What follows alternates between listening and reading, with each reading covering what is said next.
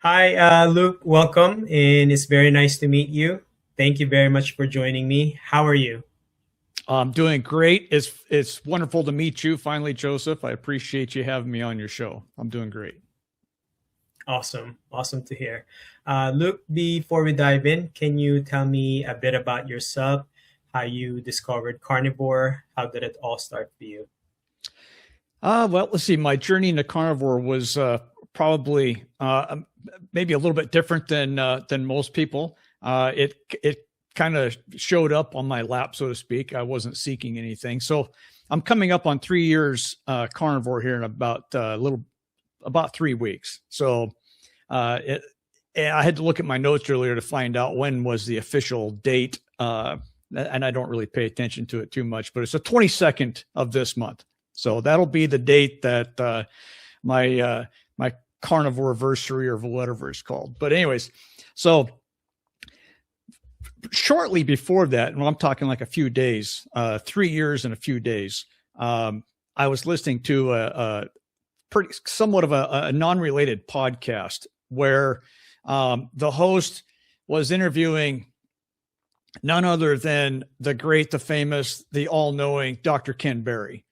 And I had heard about Dr. Berry from this previously, but not in the sense that I was seeking out dietary advice or anything like this. But anyways, the topic of the conversation had been geared towards the health benefits of eating a keto diet, and they even touched on the paleo diet. And these things were I had known of them, didn't partake in them, didn't participate in them. I was eating the standard garbage. So when the topic of the conversation quickly turned to these crazy people that were eating a carnivore diet, which was primarily meat, and of course he had touched on the beef, bacon, butter, and eggs aspect of it, and I had to take a quick pause in what I was doing, which may or may not have been important. It didn't matter, but I had to rethink what he just told me via that podcast. Was that people were just eating beef, bacon, butter, and eggs. Joseph, there's four things in my life that I dearly love to eat, and I don't need to tell you which four of those things. They're all four. I absolutely love beef, bacon, butter, and eggs. Not necessarily in that order, but still. And so he had touched on all these benefits health wise, and I thought, okay, it sounds kind of crazy, but you know what? Hey, I'm a risk taker. I'm going to go for it.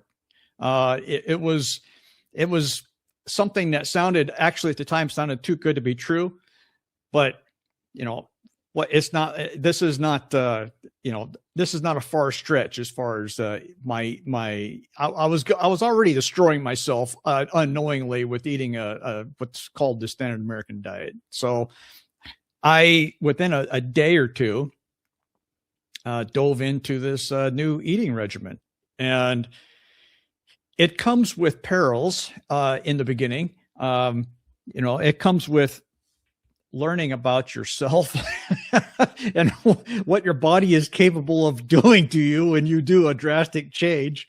And anyways, it didn't take me long to look into what the heck was happening to me, and finding out that, okay, this is normal. This number one is normal. Number two, it's temporary. More importantly, it's temporary.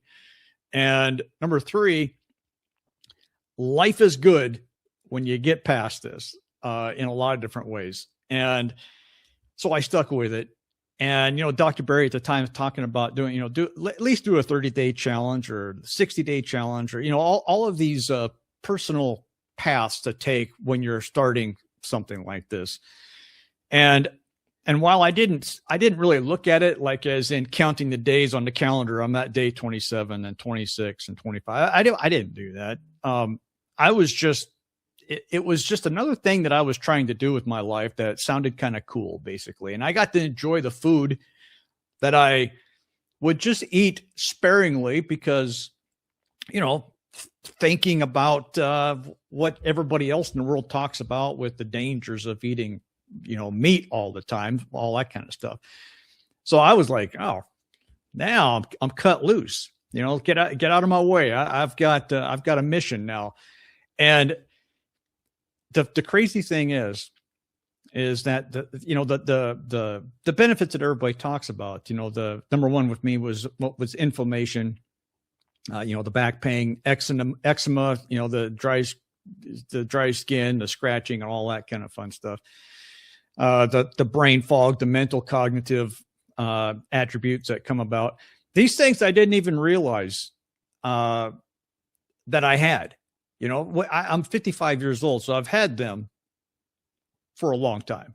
I've had aches and pains, and I've always just chalked it up to being, oh, you're getting old, or your boots are wearing out, and I'm standing all the time at work, and my back hurts all the time. It's because that's who I am, and that's the way things are. When I had conquered the first week or so of the transition period that happens to some people worse than others, and I came out the other side, a few weeks after that, the first thing that I noticed was the inflammation going away to the point where, and I'm not even knowing exactly what is happening, except the pain goes away. The lower back, in me particular, it's the lower back pain.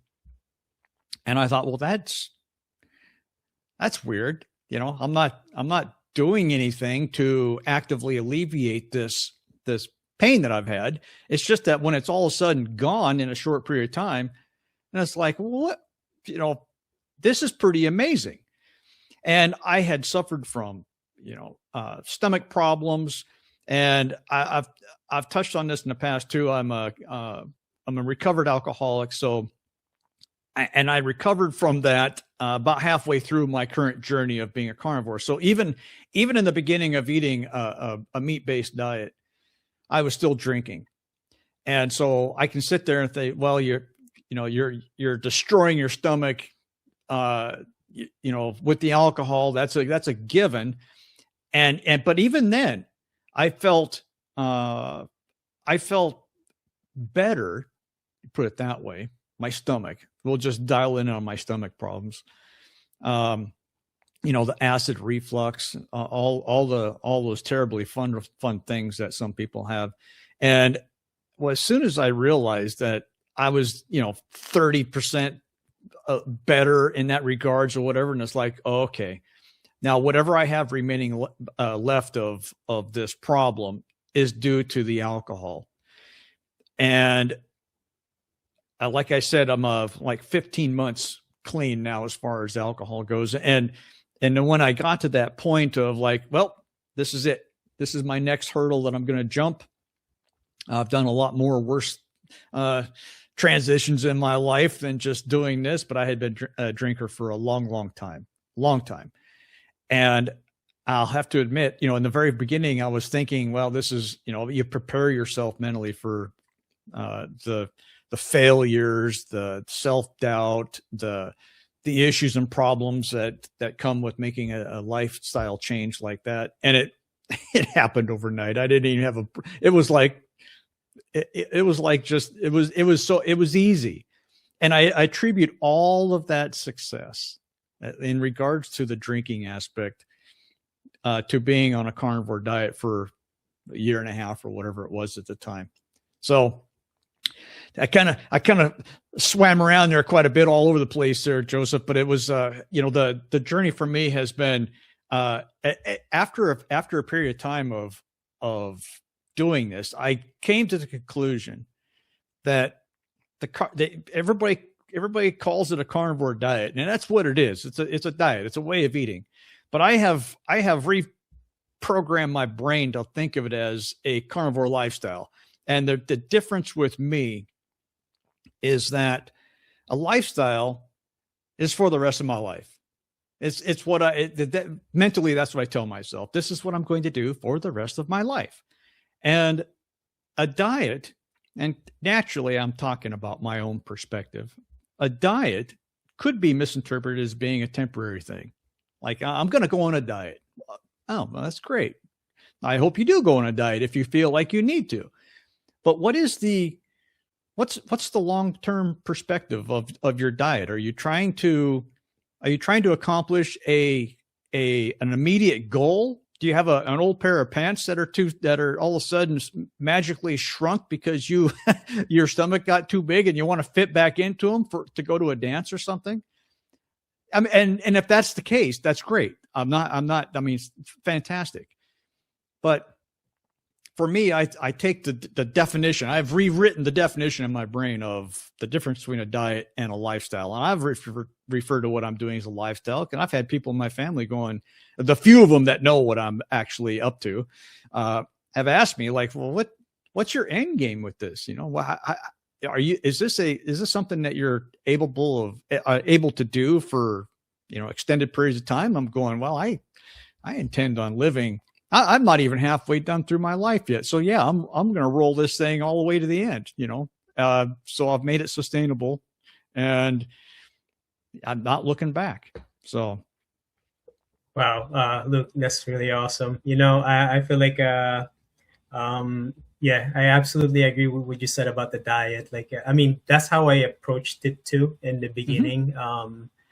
I thought about it like, you know, okay, maybe just temporary. I just want to improve my health. And then eventually it just became a lifestyle because I realized, you know, this is something else because you want to, you know, be consistent with your health, like improvement and just like stay there for just the consistency part.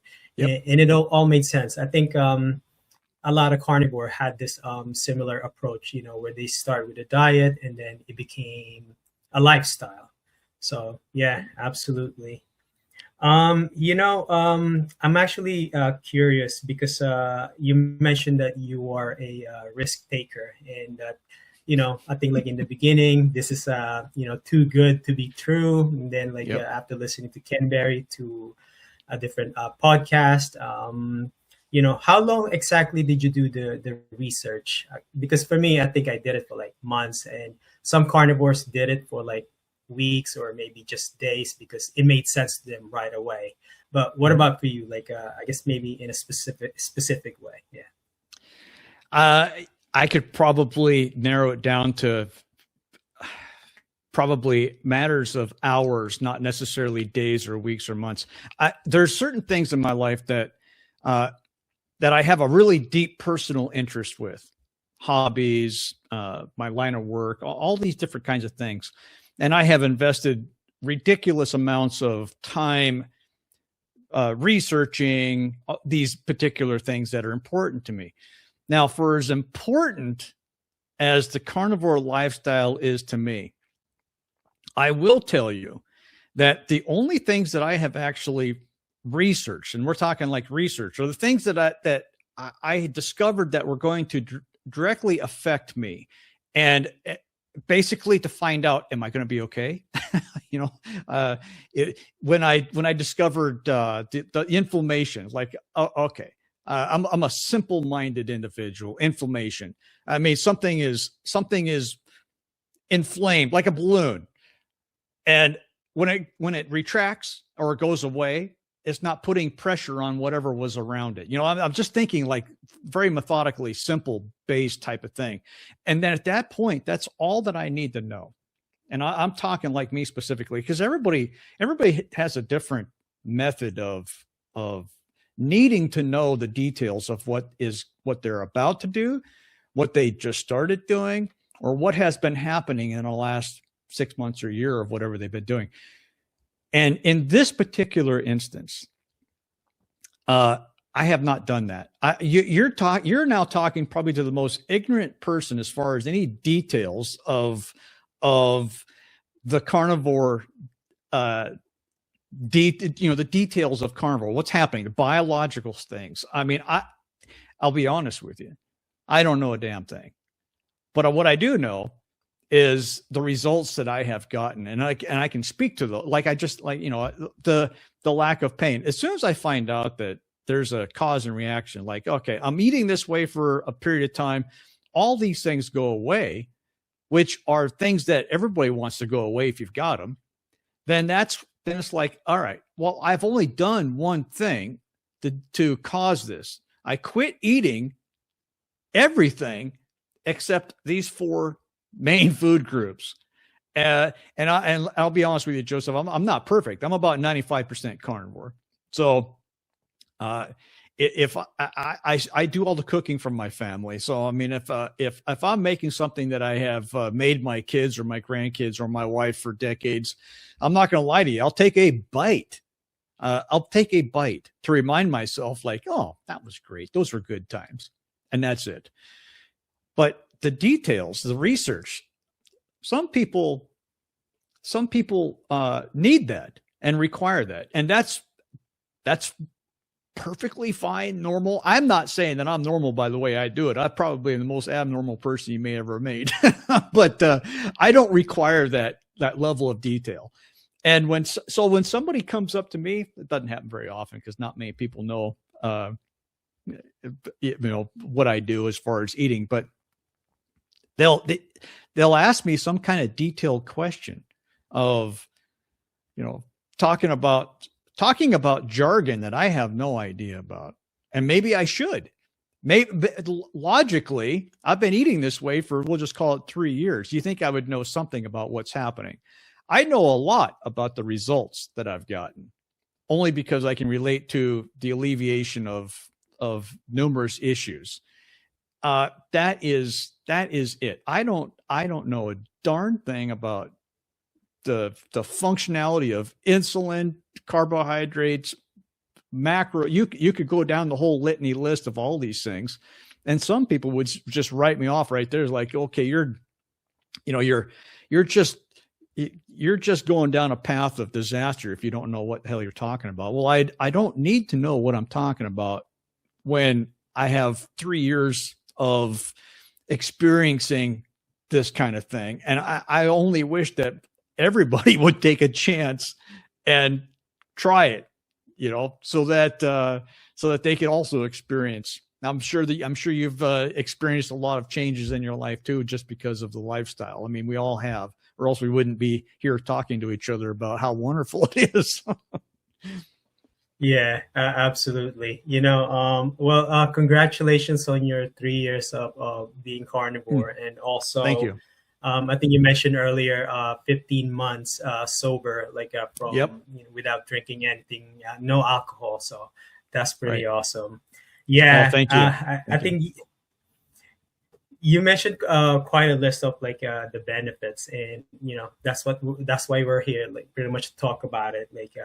And you had many inflammation, eczema, dry skin, the headaches, the pain. And I think I've talked to other carnivores. They just attribute this illnesses because of aging, and then we were all proven wrong, So Right. but that all made sense now after this whole carnivore experience. Of all the changes you experience, of all the benefits, what is the best thing for you? For me, you mentioned brain fog, right? For me, Yes. it's been I can sleep for a while, quality sleep. What about for you? So I'll do a little bit of a dive on the brain fog thing.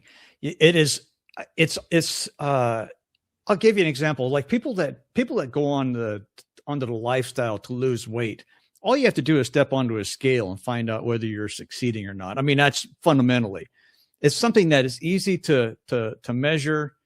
Anybody can do it.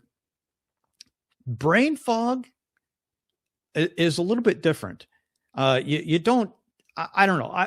When you're in brain fog, in other words, you're not able, that's a number of different things from my perspective. It's an inability to focus. You can't pay attention. Maybe you're irritated all the time or whatever. It's something that when you've got it and you've had it for a long time, it's one of those things you don't even know you have. And I when it starts to go away, the effects of, maybe it's anxiety, irritability, the not being able to focus. My professional job, I'm a machinist, so I have my level of focus. I spend all of my life force. I don't do a lot of physical activity when I'm at work. It's 100% mental focus, because I'm dealing with looking at things that I'm building that nobody in the world gives a darn about, and nobody's going to see it, but it's important to the functionality of what I'm trying to build. Anyways, but if I'm unable, and I don't even know, I mean, I've been doing this, I've been a machinist for coming up on 40 years. So it's been the majority of my life. So it's nothing new to me. The problem that I didn't know that I had was that it's like mental exhaustion. You know, after a day of work, I feel like I did a full day of physical labor, like I was out digging ditches or something. You know, I felt that way, and I thought, well, this is ridiculous. I haven't done anything as far as that kind of level of activity to feel this way, and yet, you know, it's like a total exhaustion. You know, it wasn't technically physically exhausting, but the point is that you just feel like, oh my God, I can't even carry on a basic conversation. When you start feeling better cognitively, with the proverbial brain fog, if you start paying attention, because that's what you do, you don't step on a scale and measure your brain fog. If you start paying attention to your ability to stay focused, or in my case, at least on my in my profession, I was able to it was easier for me to stay focused. It was better when I got done with work, as far as not having mental exhaustion. I could carry on a conversation with my wife and all these great things that I never even knew that I had an issue with. So one of the biggest things that, aside from obviously the inflammation is a big one, because when you have something that's been bugging you, like physical pain for a long, long time, then that's one thing. But the mental part of it, the brain fog, for me personally, and maybe it has more with me to do with the line of work I do or whatever. It is profound. It is profound. And if that was the only thing that in the very beginning, if I was told, like, hey, listen, you're going to have no brain fog, you're going to be able to focus and concentrate on just virtually anything you want to for as long as you need to, or whatever. If that was the only benefit, I'm in. I'm right there. I don't care about all the back pain. I don't care about it. I'll keep that if that was an option, if that was the deal. But the great thing is it's the full meal deal. You get everything, the full package. Wow. Yeah. I feel like that resonates a lot, with my experience, because you mentioned, like, you don't even know, like, that you had this before. And same thing to me, like, I work in the data industry, like, it's very tedious at some point, and a lot of memorization, and just like, it's a lot of work mentally. But I just felt like after Carnivore, I'm able to focus more. I'm able to memorize things more. I'm able to, prolong concentration. So yeah, that's really cool. It's great, isn't it? It's fantastic. It's fantastic. Yeah. Yeah. Yeah. Luke, so did you had any other assumption what was causing your health inflammation in the past, like before Carnivore? I know for me, when I look back at my own health issues, right, I think you mentioned like aging, just because we're getting older, and then maybe some certain food trigger, or maybe it's just genetics, or maybe sometimes because I had eczema, also psoriasis, I'm thinking maybe just my skin is just dirty, I have to wash them. So yeah. did you have any other assumptions? Well, nothing in particular as far as direct assumptions. I mean, like we already touched upon, oh, I'm getting old, and of course that's when, if you bring up something that's like, we'll just use the sore back example. It's an easy one for me to go to because I don't have a sore back anymore, but I sure as hell did for 40 years. But if you bring it up in a conversation with somebody that knows you, family member or a close friend or something, and they're not going to do the wrong thing and say, Luke, you're getting old, that nobody wants to hear they're getting old. So, but the realistic conversation is like, well, you do know as you get older, your body does go through changes. So maybe that's what it is. The problem is that it doesn't explain why I had back pain when I was 22 years old. I wasn't old when I was 22. I was older than 21, but I was not old. So when, just using the back pain as an example, when it's there and it's all of a sudden gone, it's a deal changer. So, yeah. Yeah, that's pretty nice. Luke, can you talk about your motivation before and after carnivore? So let me just explain this. So motivation back then, I would say like with carnivore, right? Like it's pretty down for me. I wouldn't say like very depressed, just maybe like mild depressed at some point because I'm reliant to medication, right? Mm-hmm. But now, like after carnivore, I'm able to enjoy life more because I feel healthy. I think I look healthy, and Yeah. I feel like I'm motivated to spread awareness now. Like, yeah. So, like, is it a day and night difference for you, and what motivates you now?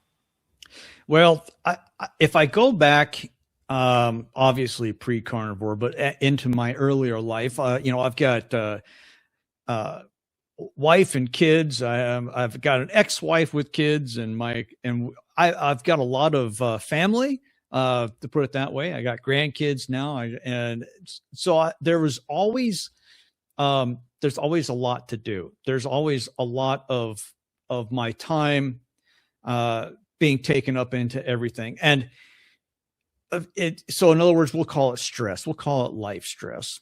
Everybody needs something from you. So that's how it feels. This isn't a pity party for me at the moment, but anyways, that's what it feels like. So what keeps me motivated is because all those years I alleviated my stress bluntly with alcohol. That's when it turns into that. That's exactly what it is. It's my way of coping with stress. Now the motivation, I still have family. The kids are grown. The grandkids are obviously getting more grown. And, so it's not like you can say, well, it's less stressful. No, it's the same, but different, but the motivating part is now I have this big, huge relief off of me, both on a lot of different levels. When you're an alcoholic and you're drinking all the time, you don't even realize how many hundreds of thousands of dollars I've wasted in 35 years. It's absolutely absurd. So I have a lot of things to be grateful for, and a lot of things that motivate me. And obviously at this particular stage, even the people that, and I don't do this. This is not really a motivating part for me. I don't look to other people's, influence. I'm not talking like people in my family and my friends. We all have to make our own decisions on what we're going to do with ourselves, our lives and whatnot. But in the beginning, if the few people that know how I conduct my carnivore lifestyle, they're like, oh my God, I'm on watch now. Everybody is watching, not to measure my level of success, but they're worried about me. They're concerned about me. They have the same beliefs that everybody else is. I didn't use that as a motivation. Like, I'm going to prove you wrong. I know what I'm doing. it's more of the minute that I crossed over the fence of all these problems that I was alleviating for myself. It's like, I'm just going to I'm going to motivate myself to lead by example. I'm not pushing anybody. I don't, I mean, with the exception of getting on YouTube. I mean, for crying out loud, this is a platform where you can pick whatever subject you want to talk about. You're a pronouns expert. All of a sudden, you can do whatever you want. Nobody is technically talking back unless you get into a format like this where there's another face staring back at you. But staying motivated was not necessarily to prove everybody that that they were either wrong in their assumptions or that I was doing better than what I had anticipated. None of that was relevant. What motivated me was as soon as I realized that staying on the path was a long-term endeavor, a lifestyle change. It's in the beginning, coming to that realization, like, wait a minute, this is a big long-term thing. I can do this. And then 10 minutes later, I already made the decision, like, I'm rolling with it. I'm beyond being motivated. Being motivated is like getting the courage to build up to do something. I'd been doing something, it's working. I don't look to anything for motivation. I don't, my wife is not carnivore. She does not eat carnivore, but in a loving spouse relationship, we have an incredible amount of respect for everybody's decisions that we make for ourselves. And in the beginning, she's like, like most people, like, what are you doing? This is a little bit out of your character. I know that you do crazy things sometimes, and that's fine. Some of the things that are crazy, you still do. You don't give those things up. And other things you've done that are crazy, or you get it out of your system and you're done with it. But the motivating part is absolutely enjoying every single day, thinking and knowing and remembering the lack of all the headaches. We'll call them headaches, the back pains, the dry skin, the itching, the brain fog. I don't take it for granted. I don't take it for granted. I think about it all the time, even though that I don't experience the back pain anymore. So that's my motivation to keep going forward, is to constantly remember how awesome things are. That's wonderful. Luke, before Carnivore, what was your favorite food? Did you have anything specific or a favorite? Well, I love to cook. And I still do. I still love to cook. I just don't eat everything that I cook. My family, I've like I said, I've raised multiple generation of kids at this point. So everybody loves to eat the garbage that I make. So, but in the last 10 years or so, I really got into barbecue, and which is actually, carnivore-ish, but I took it to at that particular time, that was your typical barbecue sauce, all the things that turn a perfectly good barbecue into a standard American diet barbecue, if you know what I mean. So, but if I had to pick one particular thing, that would be it. I could eat a barbecue, whether it's ribs, pork belly. You could throw, within reason, you could throw just about any meat product onto a barbecue, smoke it, barbecue it, fry it, char, I don't really care. I was all in, and I still enjoy that. But not on the level that I did as far as all the other stuff that I put on the barbecue, so to speak. But that was my number one go-to. Now, I tried to make it a pleasurable experience for my family too, because if I'm not going to just fire up a barbecue to make a hamburger. I'm going to make 10 of them. Everybody's eating. You come over to my house, people are eating. It's kind of the old school.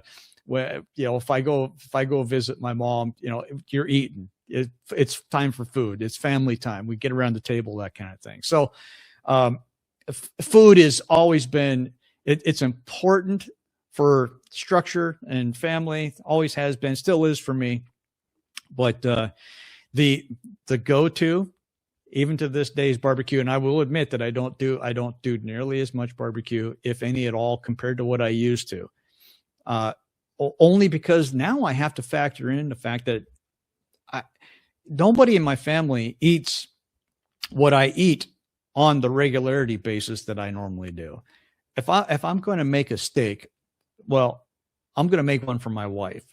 But if I make a steak tomorrow, the next day, as an example, she's done past that. Day one is enough. She wants something else, So there's that level of I have to make multiple meals, multiple dishes, so to speak, and I only eat once a day. So and it's we've incorporated into our routine, So when it's time for somebody to eat, I find out what everybody eats, I make it, and we carry on. And then I either eat before or after, or during, or after everybody goes to bed, whatever works.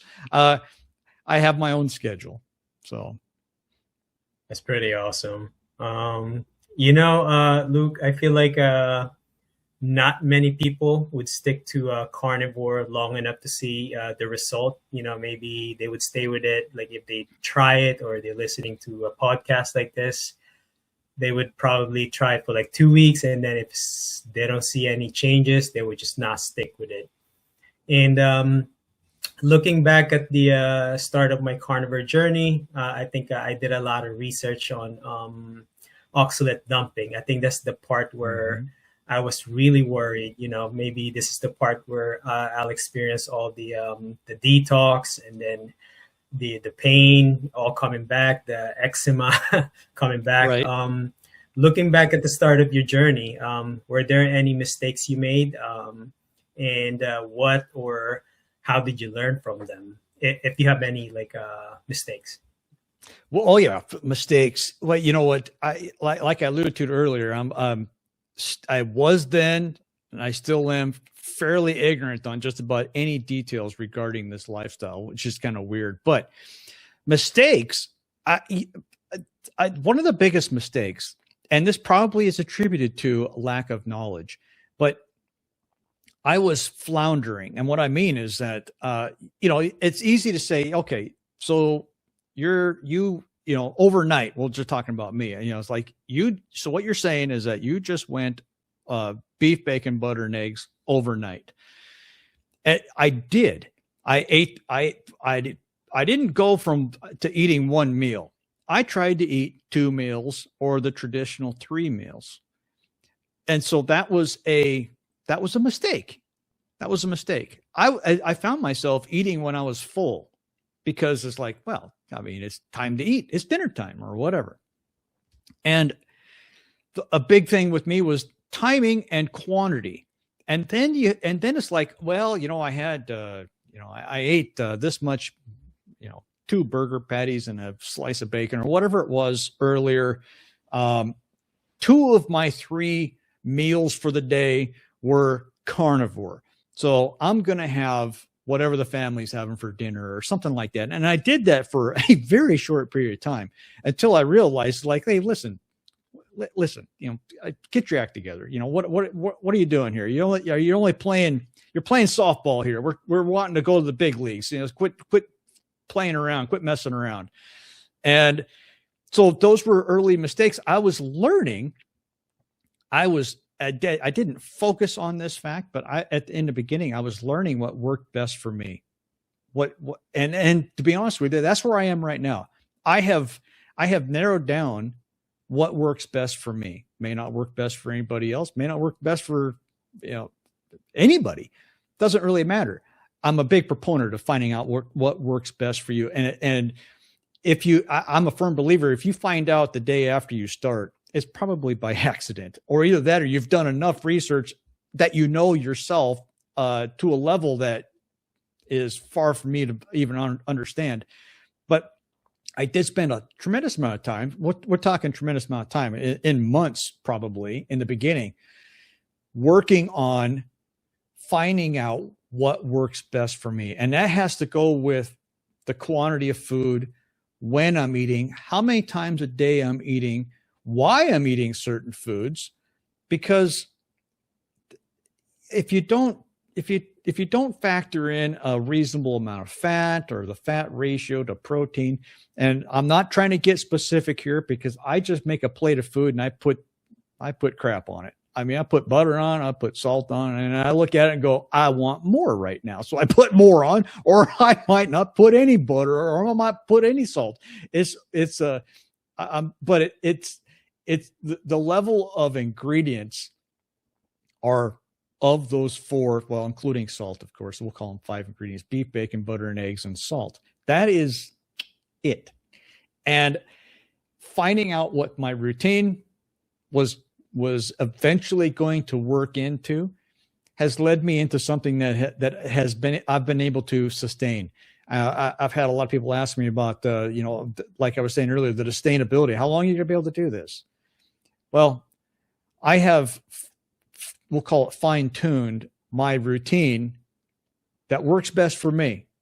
May not work best for anybody else. May not work at all. But maybe it's working. Maybe it should work for everybody. I don't know. I don't know. But all I worry about at the moment, as selfish as it might seem, I just worry about me.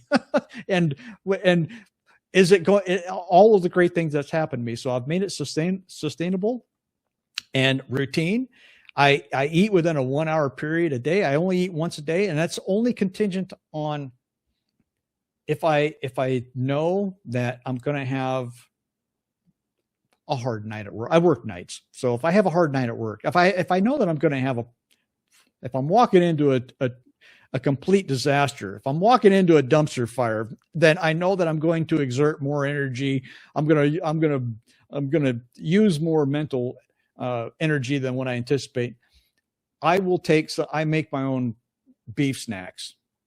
I dehydrate a lot of stuff. So, I mean, I dehydrate burgers, steaks, and which makes it somewhat shelf stable. I've got a bag of it right here, and I'm going to take some of it to work tonight, just in case. I don't. So if I need a quick pick me up, either a mental pick me up as far as something else to eat, no biggie. I'm just going to have some snack of my own meat. You know, it's like there's no additives. It's literally just, it's either burger or in this case, it's roast that I've sliced real thin, threw it in my dehydrator, threw some salt on it, bada boom, bada bing, I'm ready to go. So I've made it all routine, found out what works best for me. And it's all it's subject to change, but only a controlled change. I eat an hour before I go to work. And that's because that way I have all of my food, energy available for when I'm at work, when I need it. But it didn't always start that way. So I had a lot of a big learning curve in the beginning to find out what worked. That's pretty cool. Yeah, it's very simplified now. Like 1 meal, 2 meal a day. I think it's pretty similar to me, and I know many carnivores as well. I think you mentioned before that one of the mistakes was that you were eating, you like maybe 3 meals a day or 4, and then you feel full, but you're still eating. I think that was one of the mistakes I had too, because I'm so used to like the standard diet way of eating and the number of meals you had to eat like throughout the day. So I was still following that same pattern. Yeah. Luke, is there anything hard for you about being carnivore? Examples for me would be social gatherings with family and friends, right? The travel, like I have to scout the location where we're going. Mm-hmm. The cravings in the beginning, it took me like a year to get it out of my system. But for you, is there anything hard about being carnivore? Well, you've brought up a couple of hot topics as far as the difficult part of carnivore, and that's, family gatherings and traveling. The traveling for me, and I've already held up a bag of some of my, and this is what I take when my wife and I go on road trips, or we go and travel, or we go visit, family. I prepare ahead of time. I don't look to going to the grocery store and looking around going, what am I take my own my own supplies. I make my own supplies and I take my own supplies. And the great thing is my wife likes it too. It's not incorporated into her diet, but I make a ridiculous amounts of dehydrated meat when we go on road trips. And it's because in regards to travel food, pull into a gas station and go find anything in there. Anything. You can't even get a glass of water that's healthy, for crying out loud. So you're already on the downhill slope of failure. I'm going to go get me some jerky, turn the package around and read the back of it, and then do the right thing, put it back on the shelf and drive down the road. That's how I look at it. So the family gathering thing, let's be honest. That is, I look at a family gathering from a perspective that it's like dieting. To me, it's a temporary thing. I don't go to a family gathering for 2 weeks at a time. I go to a family gathering for a day, maybe a long weekend, which rarely happens for my particular lifestyle, but it's for a day. And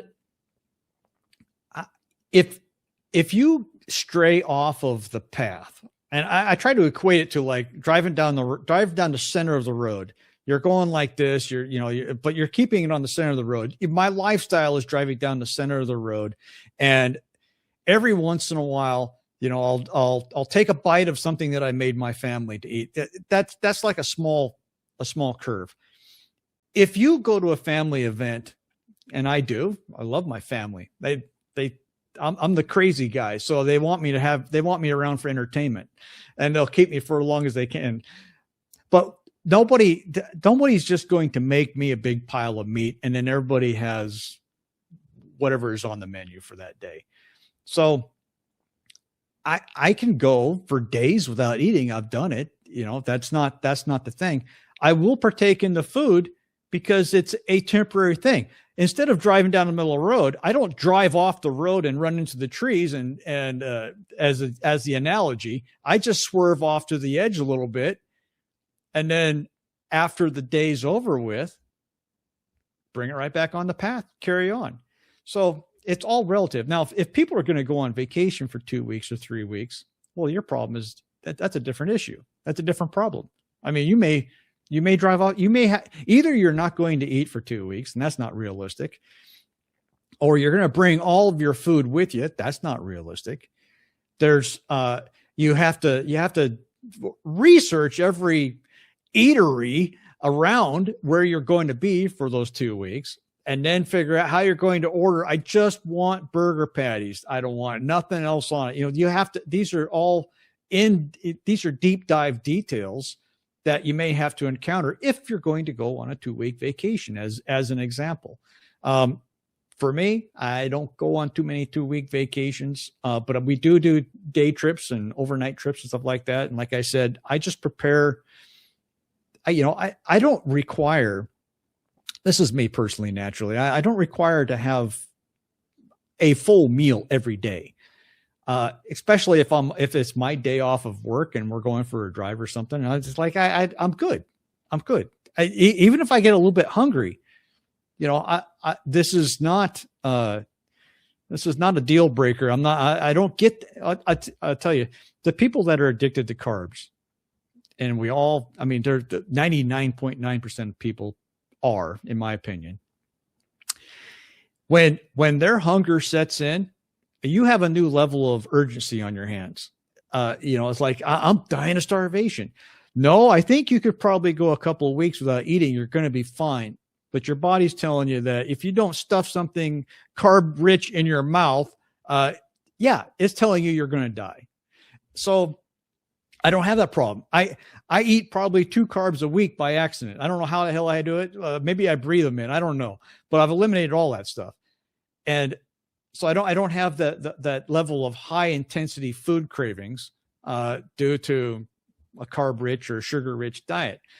So if I'm going to go on an overnight, an outing with my wife and my family and whatnot, I feed them. I take care of them. You want to go to a fast food place? Fine, we'll go to a fast food place.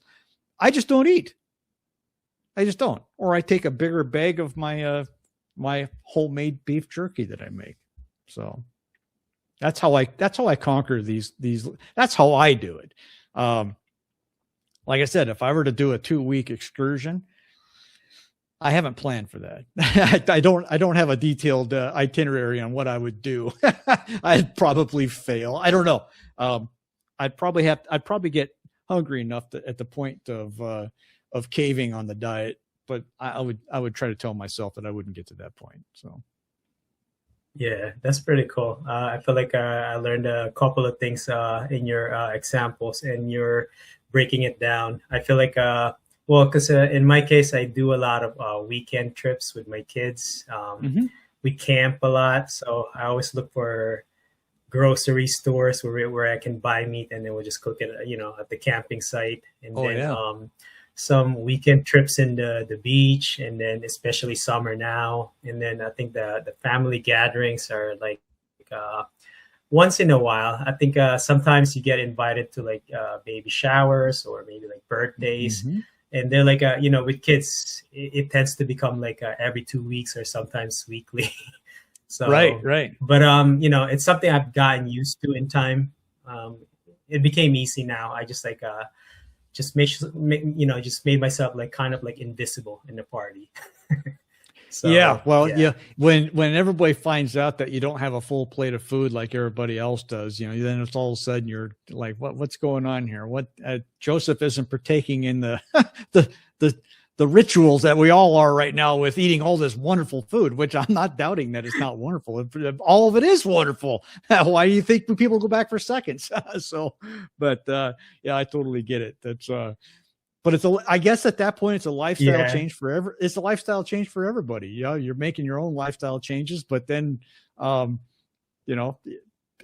people in my own family are like, we haven't gotten used to the fact that you don't eat like the rest of us, so they're still adjusting to my lifestyle. Yeah, absolutely. I feel like, once they find out, like, especially, with the friends, like a friends gathering, I think, you'll feel like you've been exposed, or like, oh, okay, so my cover has been exposed. So, right. But that's the whole challenge. Yep. Exactly. Look, if you had to describe the impact of carnivore in your life, what one word would you describe it, and tell me why? Simplicity. It is the foundation of what I have discovered, that for me, if I could narrow it down to one word, simplicity and or simple, same but different, but we'll call it simplicity. If the diet, the lifestyle, the diet/lifestyle is fundamentally so simple, and when I have made something in my life that is as important as eating, which is to everybody's life, if you don't do it, you forget about the importance of eating when you all of a sudden don't. So if I have simplified one of the biggest things in my life, which is the consumption of food, and I've simplified it down to where it's so simple, it's so easy, it almost makes itself. It's readily available. Most grocery stores have meat in one form or another, or fresh food markets or whatever. It's relatively inexpensive.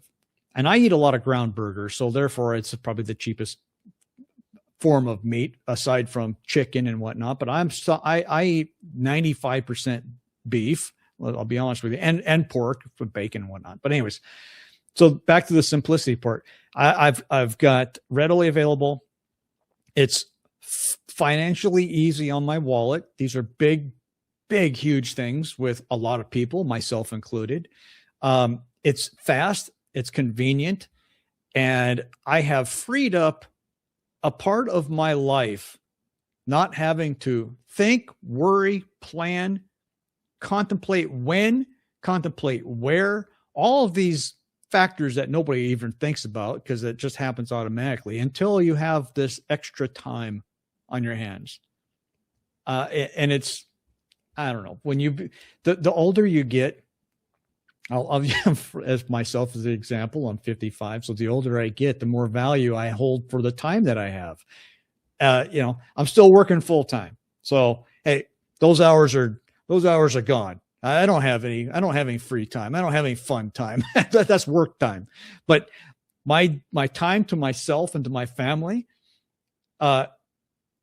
it's profound when if I can get a little bit of extra time, and it's all cumulative from keeping something so simple as what I'm going to eat, where I'm going to eat, how much I'm going to eat, when, all these little details that soak up time. I'll give you an example. When my wife and I go to a grocery store, back in the day, you'd go to the grocery store, grab the biggest cart you got. You got a bunch of mouths to feed anyways. And we'd walk up and down the aisles. We don't have a shopping list. We're just shopping by, whatever, wherever you feel like. What do you feel like eating? I don't know what I feel like eating. We want to get enough food to last the weekend or whatever. And we spend an hour and a half in the grocery store. So to the point where we would not go to the freezer section until that's our last stop. Because if you go to the freezer section first, it's all going to thaw before you get to the cash register. All of that is gone. I go shopping for myself once a month, maybe twice a month. And I end up buying the same damn thing every time. I don't have a big shopping. I don't even need a list. I only eat 4 different things. So it's simple, very, very simple. And I guess I'm an analytic minded person. And I sit there and I think, gee, it's simple. It's which makes it so it's not complex. I don't even have to think about it. It's cost effective, all these things. And it's like, wait a minute, man, this is just too good to be true. The benefits are compounding. I can't even keep up with the amount of benefits that I'm having. And that's just one aspect. That's just, the simplicity part. So that's my one word, simple. That's what I'm sticking with. That's my final answer. Yeah, absolutely. I agree with that. The simplicity part. I think that's been the number one thing, other than me being able to sleep at night. I think life just became so simple. Yeah. Luke, it's been 3 years, and knowing what you know now, you probably heard this many times, or maybe encountered similar situations like this. If you can give an advice to someone starting, they want to start Carnivore, but because they've seen so much success with you, you pretty much telling your story, and but at the same time they're very skeptical because of conventional advice that we see in the media about heart problems, health issue, the demonization of meat. What would you tell them now? So I am somewhat opinionated on a lot of different things, but I would say and we touched on this earlier about overcomplicating the entire learning of this before you start. And a lot of people might, and I'm not exclusive of this, have been influenced on misconceptions of what reality is, as far as the health benefits of actually eating we'll call it the meat-based diet, meat-based lifestyle. Some people have to really detach themselves from the, dare I say the word, brainwashing that some of us have been subjected to. And I'm not going off to the deep edge of a different topic for this particular conversation, but some people don't come to this crossroad easily. So they have to have a lot of exterior influence to justify their next decision. And a lot of times that people don't trust their own ability to make their own decisions for themselves. I make all of my decisions for myself. I don't let, aside from my wife who knows everything. So I try, when she says to do something, by God, I do it. I'm not an idiot. So, but I've taken full control. And I have a long time ago. Don't get me wrong. taken control of a lot of things in my life.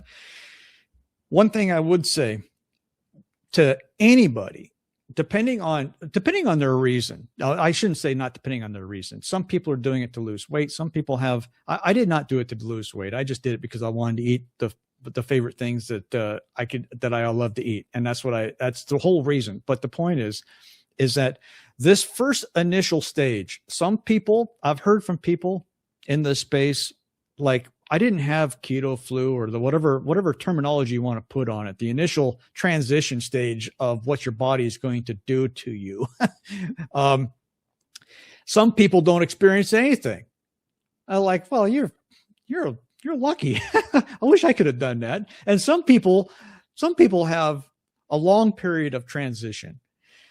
But what I'm getting to is that if somebody were to reach out and say, hey, listen, I really am interested. I want to do this. I want to give this a try. Like, okay, now we've come to the first stage. You've already made the decision to try it. I would highly, highly recommend spending a little bit of time learning online, watch the videos, spend 10 minutes, 10 hours, whatever it might take you to learn about what's going to happen to you or what could happen to you, and to understand that it's temporary. If it wasn't temporary, I wouldn't have gone 3 years. I'd have gone maybe 3 weeks, maybe 3 weeks. But all of the things that are going to happen to you, all the stuff, the headaches, you name it, do your research. You'll find out what I'm talking about here. But if I did not do that, I mean, when I was going through this period of time, I keto flu didn't mean anything to me. Like, oh, I'm going to get a flu-like symptom. Oh, I'm going to be, no, that's in my understanding, that encompasses a lot of different scenarios, symptoms. But as soon as you realize that it's temporary, you're going to come out the other side. You're going to be fine. You're going to make it. You don't need a doctor. I shouldn't say that. I mean, maybe some people would need a doctor. What the hell do I know? But I would say to these people, probably would be a wise idea to find out what's going to happen to you, get a clue of your the timing, and I'll try to put this in perspective. If you have a job that's not going to accommodate the problems that you could very well experience while transitioning, we're talking from day 1 to day 5 or 3 or 10 or whatever. It took me a little over a week to get past this nonsense of the initial transition. Maybe if your work, and I'm talking your career, is not conducive to working around these issues, then maybe you take a week off of work. Or, these are just, I'm just spitballing some ideas out there to try to get, this is an aspect. I didn't take any time off of work. Maybe I should have. Maybe I should have. But it's something to think about.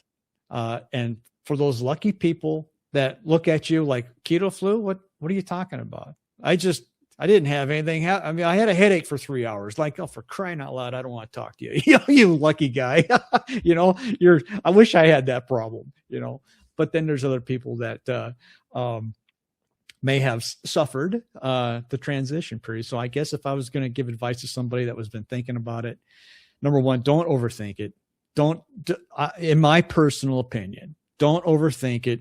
But if you're going to research anything in the very beginning, find out what's going to happen to you right away. And don't let it scare you. It's temporary. It's not going to last forever, because if it lasted forever, I swear to you right now, nobody's going to be doing it. This is not a sustainable thing to be in that state forever. So it's not forever. And then not to get freaked out because some guy on the YouTube tells you something. We're all motivated by a lot of different things. I say, I'm a YouTuber. I love talking to people about this stuff. But I just talk about my own personal experience. I have no expertise. And so, but you can get expertise, advice, and opinions from anybody. You have to make your own decisions, in my opinion, and I do. I mean, that's just what we do.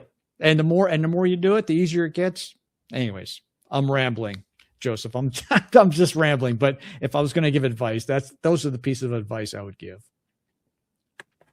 Look, that's a wonderful advice. I feel like I did resonate with what you just said, which is like not to overthink it. I think that's also part of my journey, like in the beginning. I think because I did the research like for so long, because I pretty much like overthinking it.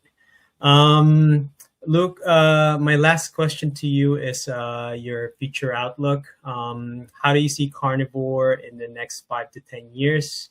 Do you see the good and the bad? Like the good meaning, more people wanting to learn about it because they're seeing a lot of people healing, talking about it, experiencing it. And then the bad could be media censorship, false information, or maybe this whole lifestyle is just gonna move away and people just gonna ignore. What are your thoughts? Boy, that's interesting to think about. So what you and I and Ron and all the other cool people that are standing on our little soapboxes proclaiming to the world how wonderful this is, and which we should do. I hope more people do, because influencing one person, it's not that I have any of the right answers. I'm just proclaiming what's worked for me. So hopefully it would work for somebody else. I would hope that would continue 5 years from now. I don't expect my own personal outlook or success that I've had up to this date to actually change. I don't all of a sudden expect to slip back into all of these old symptoms that I had by not changing anything. So the future outlook in that regards is fantastic, in my opinion. The censorship thing. See, this is the part that obviously should be on the back burner of concern. I don't keep it in the forefront. I don't think that somebody's going to pull the plug on everybody all at the same time. But I would say one thing is that in your personal life, I'm talking face to face, family, friends. And I've talked about this before, circle of influence and circle of control. When it comes to like the media type of thing, we have no control over that. We're playing by their rules and their game. We have no control of that. I mean, can we influence it? Maybe. But when it comes to face-to-face encounters with friends and family, and say, for example, somebody came up to, I'll use my good friend, our good friend, Ron, Carnivore Ron. The man has lost like 250 pounds. Ron, you're a rock star, by the way. I mean, he's lost, he's lost a lot of weight. And I can't give him enough credit or kudos for that. But if somebody hadn't seen him in 10 years, they would not recognize the same person. So he is having some influence on this person because they're going to go, what? This huge change has happened. What are you okay? Number one, they're probably going to ask him if he's okay. And let me tell you, the man's okay. He's beyond okay. He's doing just fine. But the first reaction is like, are you sick? How much longer do you have left to live type of thing, and it's completely different. So he has influence on face-to-face encounters with people. He has control over it. He's got influence on it. And I say at this particular point, focus on where you have influence and control, and your interactions with family, friends, hell, even complete strangers. And that you can't, nobody can censor that. That's an uncensorable thing. We partake in this interaction on YouTube and what we're doing right now and our YouTube channels and whatever else that we get onto but we have to play. We are playing under someone else's rules, and that's fine. I don't even want to make up the rules. I don't even believe in rules to begin with, but nonetheless, if you stray too far off the path as far as rules, you're going to get the axe, and you should. I'm not saying you shouldn't, but let's face it, we could be conceived as being in a gray area of the normal, of how we conduct ourselves with our dietary lifestyle. We're in that gray area. And there may be functions of society that does not want the gray area to have any influence and or control of anybody outside of what we may be able to see face to face, which is completely our control and our influence. So I would say we be thoughtful of how we conduct ourselves, how we speak, and not be, I try not to make any claims that I can't substantiate, because all the claims that I'm making are from my own personal experience. So I'm like I've said before, I ain't no doctor. I'm just some guy on YouTube. So my outlook for the future, regardless of what happens with any kind of external censorship or problems that come up, I will continue not to stand on my soapbox and proclaim to the world how wonderful things are, but I try to lead by example. So if I have an old friend come up and say to me, "What'd you do? What happened?" Then I have an opportunity for influence. I don't have any control, but maybe they notice something.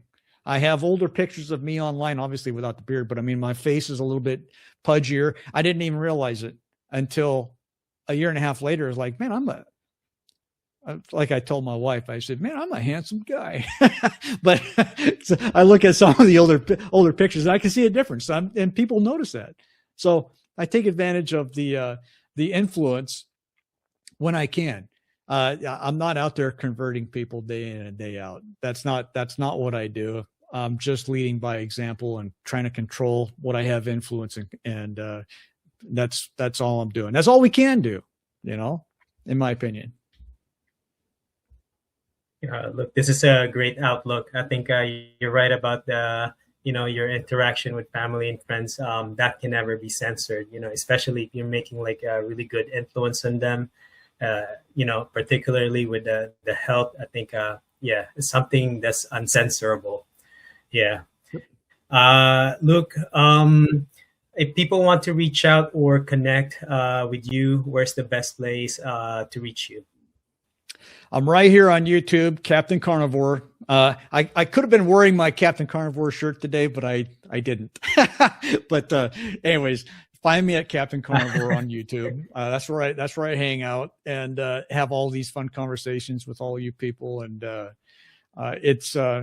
it is an avenue that I still cherish. Like I said, it's a way of influencing. It's not directly influencing. It's people that are going through all of the like you and Carnivore Ron and all the people that are putting content out there, sharing their stories. That's exactly what I'm doing. And we're putting little seeds, little nuggets out there into the world that hopefully it might resonate with somebody, and they might start thinking about taking on a change for their own lifestyle, which I'm sure that you and I would consider to be a positive lifestyle change. So that's where you can reach me. That's where I hang out. I hang out on my own channel. That's excellent, Luke. I'm gonna make sure to post your channel in the description so people can reach out to you.